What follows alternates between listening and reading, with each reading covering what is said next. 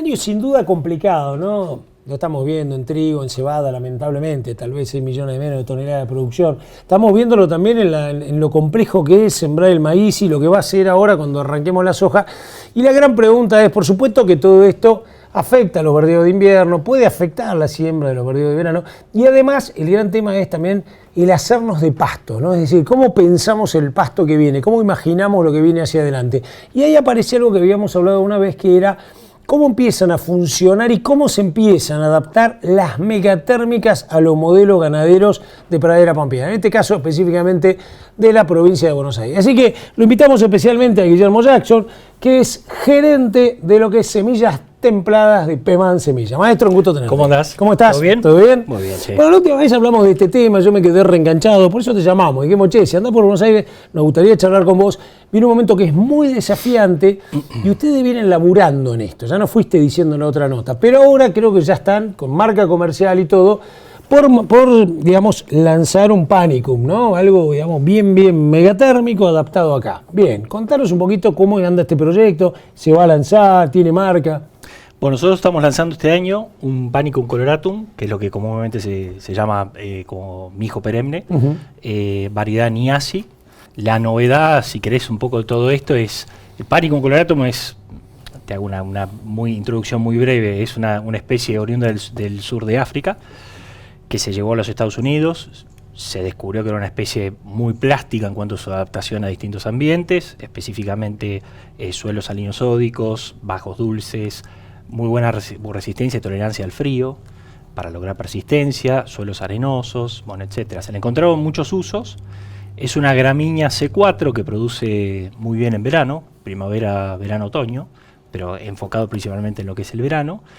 Se trajo a la Argentina hace alrededor de 20 años, tal vez un poquito más, y Pemán lo que hace es, de ese germen de genético, busca una variedad que esté no solamente adaptada, sino hecha en la provincia de Buenos Aires, en la zona donde se va a sembrar o en la zona objetivo donde buscamos implantarla. Difiere mucho esta de la original, o sea, este proceso adaptativo, ¿no? De llevarla a esa situación original que era en la zona subtropical, donde ustedes tienen bastante el liderazgo, ¿no? Exacto. Llevarlo a Pradera Pampeana, hacer selección y transformarlo, llamarlo en una megatérmica templada, ¿no? ¿Cómo es un poco ese laburo para esa transformación? Es una selección de distintos tipos de ecotipos, de variedades, y ustedes eligen y la van testeando. Exactamente, es un trabajo que ha tomado unos 6 o 7 años, te diría, en el cual se van evaluando distintas cruzas y retrocruzas de cultivares.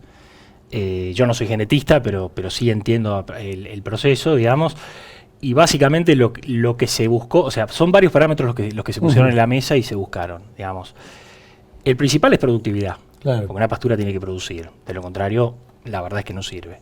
El segundo, en este caso, y uno de los fundamentales fue adaptabilidad / persistencia. Claro. ¿Sí? ¿Adaptabilidad a qué? Adaptabilidad a suelos con limitantes, digamos, de edáficas principalmente, suelos salinosódicos, suelos con planchas de arcilla, suelos con tosca, que los hay muchos en la provincia de Buenos Aires, y por otro lado suelos arenosos. Entonces, todas esas variables se pusieron en juego y se fueron seleccionando plantas y cruzas, y uniformar también el cultivo fue uno de los objetivos, para lograr un cultivo bien adaptado a la zona y uniforme en cuanto a su producción y en cuanto a su ciclo madurativo, digamos, ¿no? Calidad. Vos me hablaste de algunos parámetros, productividad, adaptabilidad, calidad forrajera, ¿cómo está? Te diría que es de lo que comúnmente vemos en las praderas pampeanas, es de una calidad forrajera intermedia, ¿sí? Obviamente que depende del momento de pastoreo, principalmente, o sea, el momento, no es lo mismo comer un pasto tiernito como un pasto pasado, digamos, eso lo sabe todo el mundo. O sea que hay que manejarlo bien, ¿no? Por lo que te entiendo y porque tiene productividad, abundante forraje y todo, como que hay que sacudirlo, ¿no? Mirá, en la época buena hay que darle. Depende del uso que uno quiera dar. Si uno quiere aprovechar con una recría, o en el caso del tambo, que también lo estamos proponiendo para lo que es categoría vaca seca, es una especie o una variedad que se adapta muy bien al pastoreo continuo, al pastoreo rotativo, sería no continuo, perdón, rotativo, con entradas frecuentes, ¿sí? Con una defoliación bastante abajo y con una tasa de bocado buena, pero un ida y vuelta constante. Si uno lo que busca por ahí es con un rodeo de cría, volumen de pasto y volumen de pastoreo, y a veces por una cuestión de superficies grandes, un poco más de sencillez de manejo, perfectamente uno puede dejar un buen volumen de crecimiento y después entrar a comerlo. Ahí tenés que tener, y me imagino pensando en los productores de cría del otro lado, ¿no? Tenés que tener una cierta carga importante, ¿no? Porque de lo que te puede pasar también es que se te pase. Sí. ¿No? Viste, vos tengo 300 hectáreas con esto. Y tengo, no sé, 300 vacas, de repente a lo mejor, viste, van cerca de la guada y el resto se te encaña. Ese tema hay que manejarlo. Y ese tema hay que manejarlo. Es un poco lo mismo que a veces pasa con los sorgos. Viste que los sorgos están y cuando llueve en verano explotan y es como que son inatajables. Con este tipo de especies pasa algo similar. Lo bueno, y hasta te diría lo necesario, es que justamente una de las prácticas para lograr que las especies se perennisen y tengan persistencia en el tiempo es tratar de en lo posible el último pastoreo, el último pulso de crecimiento ya de principio de otoño, dejarlo diferido para lograr una cobertura para el invierno y entrar a comerlo diferido a la salida del invierno. Un esquema, planteo similar al que... Pero sin que encañe, llamémoslo así, sin que encañe demasiado, ¿no? Y a ver, sí, o sea... Encañar te va a encañar, pero... Encañar va a encañar y cuando caigan las primeras heladas se va a secar, con lo cual el pasto diferido que vos comas en julio o agosto no va a ser de buena calidad. Pero te puede ayudar en momentos en que estés con faltante o lo que sea, le estás dando fibra. Para una categoría de una vaca preparto o algo, lo mismo que hacemos con los sorgos o inclusive con algún maíz eventualmente, digamos, se puede hacer de esta manera. Consociación, ¿no? Acá viene el famoso tema. Consociación y otro tema que me parece que yo no te escuché es el tema de perennidad. Vos me dijiste, ¿cuánto tiempo? ¿No? Esto entra en una pastura típica de 4 años, bifítica, polifítica, ¿cómo es un poco la lógica de manejo? Bien. Mirá, nosotros apuntamos a que obviamente buena implantación y buen manejo mediante y años, si se puede decir normales, si tal palabra existe, en los campos. Aspiramos a una pastura de unos 4, 5, 6 años de duración. Tenemos lotes vistos, por ejemplo, en Verónica, en Cuenca del Salado, de 10 años de Panicum coloratum. Y también hemos visto lotes que al cabo de los 2 o 3 años, por un mix de factores, se pierden, ¿no? Yo te diría que apuntaría a un clásico 4, 5, 6 años de una pastura, digamos. Lo mismo que con las pasturas templadas, con este tipo de pasturas. Y en lo que respecta a consociación, estamos buscando la especie megatérmica leguminosa que se adapta al frío, que todavía no lo hemos logrado, para el día de mañana sembrarla en conjunto. Hoy lo que estamos haciendo es... Una vez que el Panicum está bien implantado, digamos al cabo de los 2 o 3 años, podemos hacer intersiembras en otoño con Melilotus, Lotus, principalmente, digamos, como para acompañar, por un lado, aportar algo de nitrógeno y leguminosa al pasto, a la dieta, y por otro lado, para aprovechar un poco el lote en invierno.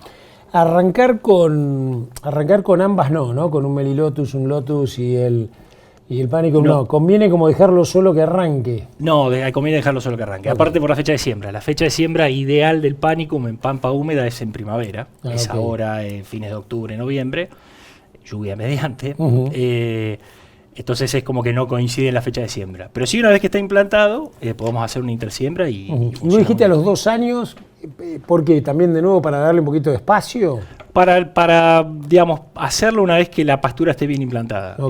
Yo lo que busco el primer año es una siembra de primavera, un aprovechamiento sobre fines de verano, diferir el remanente para pasar el invierno y después a partir del segundo año, o sea, a partir de un año después de la siembra, sería a partir de la primer primavera productiva, ya en dar agosto, ese pastoreo. Septiembre empezar a sacar. En septiembre tiene sus primeros pulsos, en octubre lo puedo empezar a aprovechar, ya a partir de ahí hacer un pastoreo rotativo. ¿Cómo es la siembra? ¿Cómo es la complejidad de la semilla? Yo sé que ustedes además trabajaron mucho en tratamiento, ¿no?, de la semilla, hacerle un coated, y me parece que tiene que ver con darle un poquito más de vitalidad, más protección. Y ahí te pregunto también si darle como más forma, ¿no?, que lo que normalmente pasa en la megatérmica. Tenés un forraje enorme, pero la semilla es minúscula. Sí, semilla es minúscula. Mira, la semilla sí es pequeña, es chiquita. Nosotros estamos lanzando también este año al mercado un tratamiento de semilla nuevo que se llama BioCoat, que es a base de microorganismos biológicos. En resumidas cuentas, lo que hacen es ayudar a que el fósforo que esté disponible esté realmente más disponible para la semilla, lo cual se traduce por un lado en un poquitito más de productividad el primer tiempo, pero más importante todavía en lograr, digamos, mejor implantación. Lograr mejor implantación de una pastura significa más productividad a largo plazo y significa más persistencia y más perennidad, ¿sí? Ese es un poco, por ahí viene un poco la mano. Además la semilla por lo general viene peleteada para uniformizar, perdón, justamente eso, y con insecticida y fungicida. Y la semilla, digamos, la forma de siembra es muy similar a lo que nosotros habitualmente sembramos, una como pastura común, festuca, alfalfa, tréboles, una siembra de medio centímetro con una semilla apenitas tapada y pisadita, digamos. Siembra directa, todos los cuerpos de la sembradora 17,5 lo ideal. Ese es el mecanismo. Plasticidad en cuanto a adaptación geográfica, ¿no? Esto está hecho en Chascomús, me da la sensación de que yo cubro toda la cuenca del Salado. Me parece que, por lo que vos me decís, a lo mejor se banca el sudeste, sudoeste. Exacto. Tal vez por el tipo de suelo y todo, me parece que para el sudeste puede ser una buena también, la clásica zona de invernada del oeste, avanzar un poquito más norte de Buenos Aires, tirame un poco la geografía del óptimo a los anillos. Bien. Y yo te diría que abarcamos prácticamente todo lo que es provincia de Buenos Aires, sur de Entre Ríos, sur de Santa Fe y sur de Córdoba, San Luis y La Pampa, gran parte de La Pampa, no toda La Pampa, ¿no? ¿Por qué?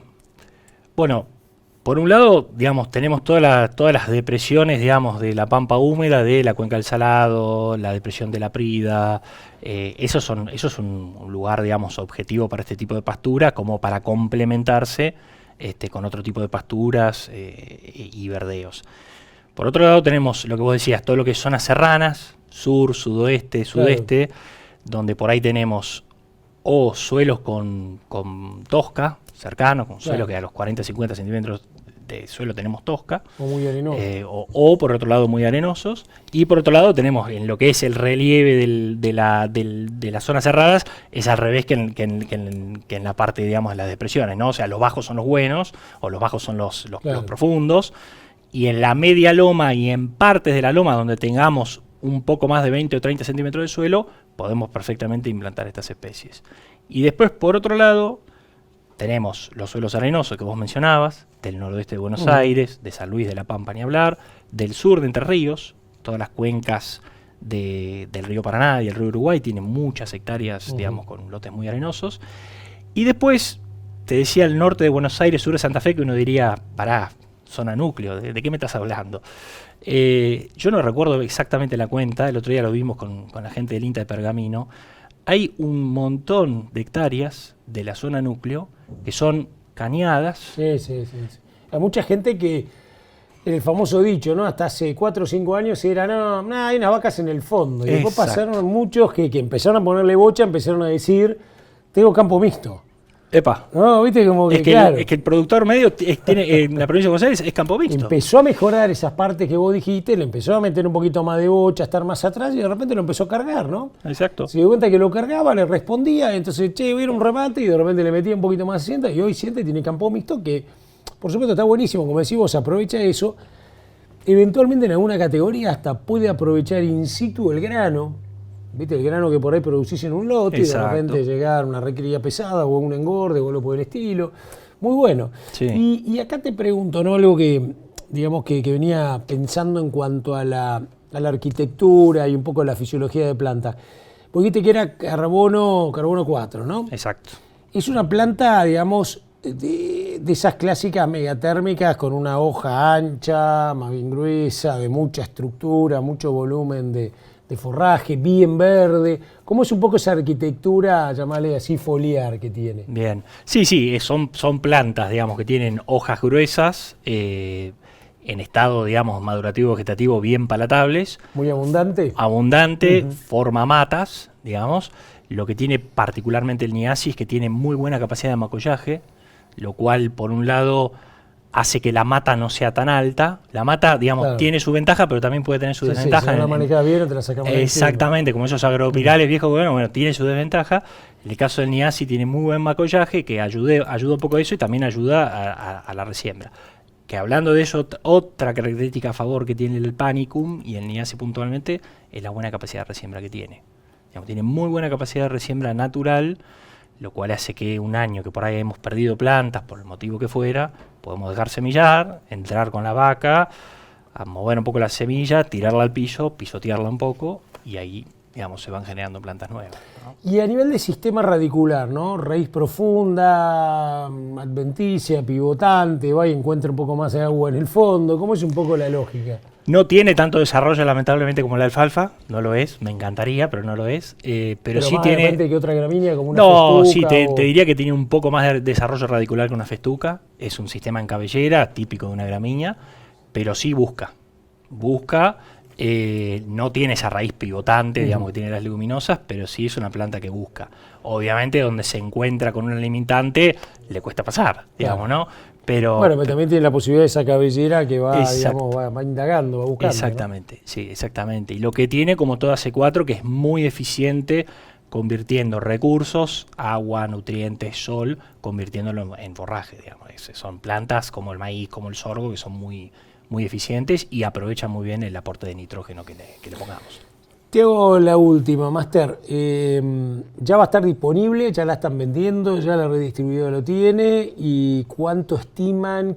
¿Cómo es un poco tu estimación? Vos que sos el product manager de esto, ¿no? ¿Cuál es tu estimación de hectáreas? ¿Cómo va a avanzar esto a nivel ganadero? ¿Cuál va a ser la receptividad del productor? Mirá, ya está disponible la semilla comercialmente a partir de este año. Nosotros, digamos, tenemos una expectativa muy buena.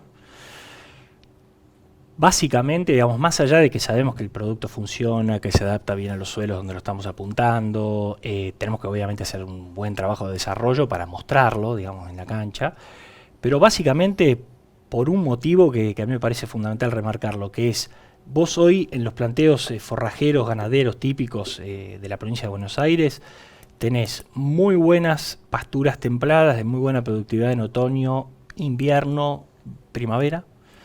Tenés muy buenos verdeos de invierno, raigraces, avenas, etcétera, que te producen en una época similar. Tenés muy buenos planteos con sorgos, sea para consumo durante el verano o sea para diferido. Lo mismo con algún maíz de pastoreo u otras especies.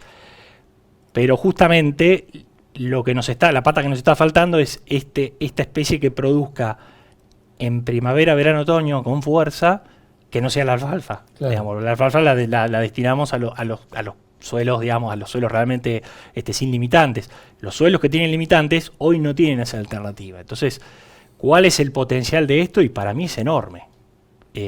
No para reemplazar agropiro, festuca, etcétera, sino justamente para complementar.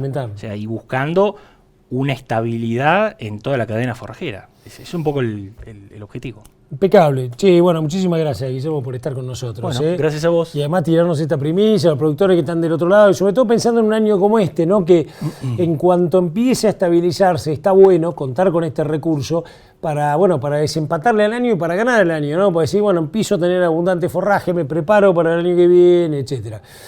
Guillermo Jackson, gerente de Peman Semillas, contándote esta gran novedad acá en Canal AgroCity.